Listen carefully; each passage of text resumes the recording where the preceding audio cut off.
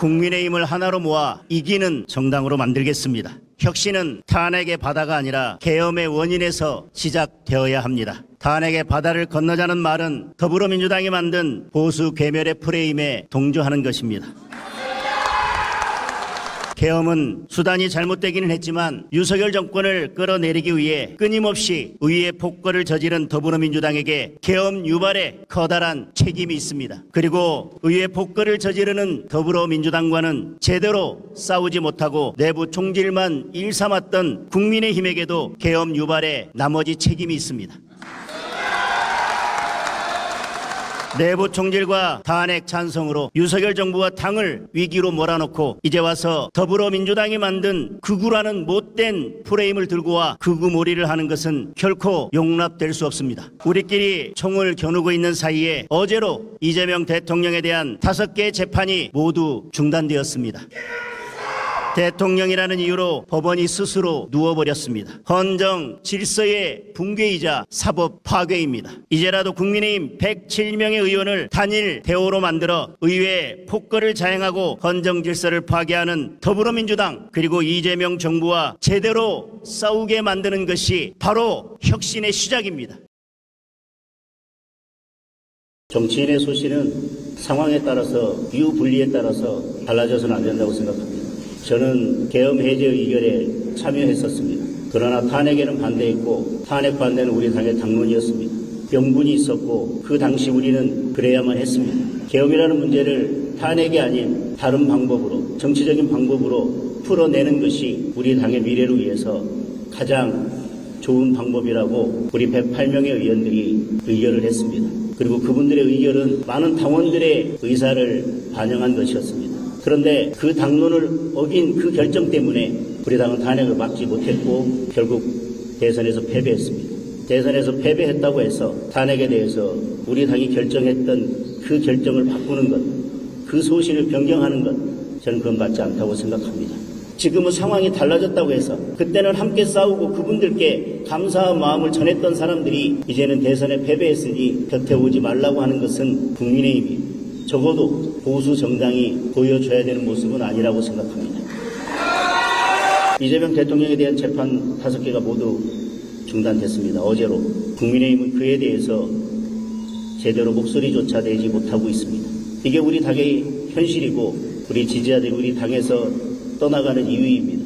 그래도 대선 국면에서 41%의 국민들이 우리 대선 후보를 지지하고 민주당 후보에게 50% 이상 과반의 지지를 보내지 않은 것은 이렇게 헌정 질서가 무너진 입법, 행정, 사법 모든 권력이 하나로 모아지는 것을 견제해달라는 의미였습니다. 우리가 지금 하나로 모여서 그것을 견제하고 싸워도 부족할 때에 우리가 지금 우리끼리 싸우는 모습은 국민들께 어떤 감동도 주지 못할 뿐만 아니라 실망만 안겨주고 있다고 생각합니다.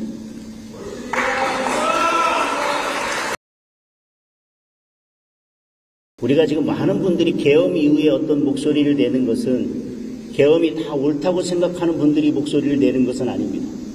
계엄이 있기 전에는 민주당의 의회 폭거나 여러 문제에 대해서 문제제기가 있었지만 그것이 가슴에 와 닿지 않다가 계엄이라는 것을 계기로 해서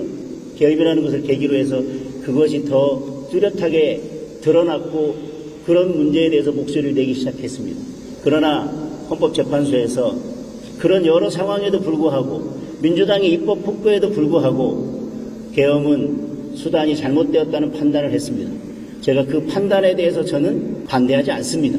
다만 계엄이 왜 있게 됐는지에 대한 본질을 제대로 들여다보고 그러면 앞으로 우리가 어떻게 할 것인지를 아는 것이 혁신의 시작이라고 말씀드렸습니다. 그리고 또 하나 계엄이라는 수단이 잘못되었기 때문에 그것을 해결하는 방법은 반드시 탄핵이어야 된다는 것에 대해서는 저는 반대했기 때문에 탄핵을 반대했고 지금도 그 소신에는 변함이 없습니다.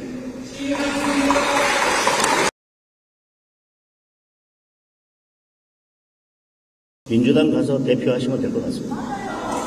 민주당의 특검, 내란 특검 그것이 어떤 동기에서 되고 있는지를 다 아실 것입니다. 여당이 특검하는 경우가 있었습니까? 결국 지금 이 모든 특검을 통해서 내년 지방선거를 준비하고 내란 정당으로 몰아서 어떻게든 국민의힘을 해체시키고 정당 해산까지 가겠다. 그래서 그 다음 총선까지를 이 내란 프레임으로 가겠다고 하는 더불어민주당의 그런 프레임에 우리 당 의원이 스스로 나서서 45명의 의원들에게 당을 떠나라고 한다면 본인 스스로 당을 떠나서 민주당에 가서 정치하시면 됩니다.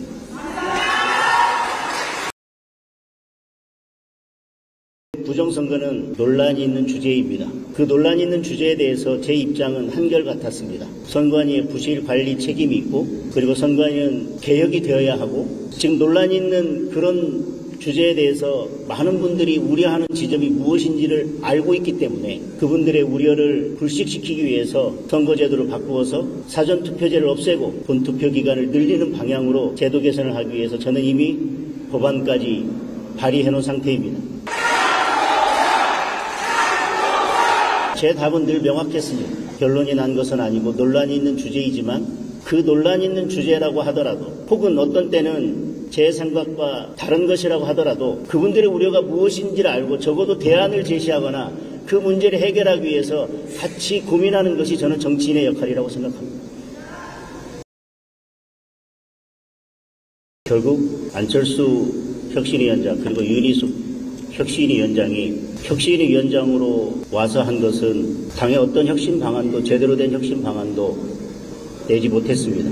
혁신이라는 이름으로 특정인을 청산하겠다, 사과하겠다, 강을 건너겠다고 하면서 결국은 우리 당을 다시 과거로 되돌리고 결국은 과거의 싸움터로 내부 싸움터로 다시 돌려놓은 것 외에는 저는 한 것이 없다고 생각합니다.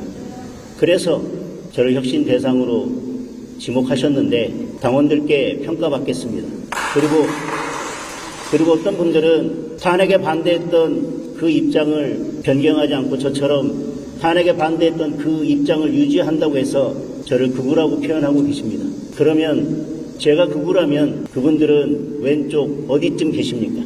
그리고 당원들께서 그분들이 지목하는 극우라고 지목하는 분들이 당원들께서 그분들을 당대표로 뽑아주신다면 그분들은 본인들이 당대표로 몰아붙인 분들을 선택한 당원들 전체를 극우로 몰고 국민의힘 전체를 극우로 모는 것이 될 것입니다.